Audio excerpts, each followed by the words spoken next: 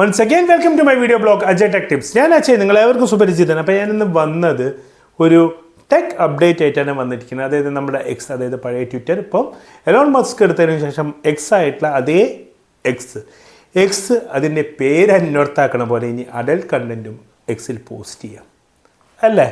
അപ്പോൾ അതെന്താണ് നോക്കാം. അതായത് നമുക്കറിയാം ഇങ്ങനെയുള്ള സ്റ്റാൻഡേർഡ് പ്ലാറ്റ്ഫോമിലൊന്നും അഡൽട്ട് കണ്ടൻറ്റ് യൂസ് ചെയ്യാൻ പറ്റില്ല. പക്ഷേ ഒരു 13% ആൾക്കാർക്ക് ഇത് വേണമെന്നുള്ളതുണ്ട്. പണ്ട് പോസ്റ്റ് ചെയ്തിട്ടുണ്ടായിരുന്നു, അത് റിമൂവ് ചെയ്യായിരുന്നു.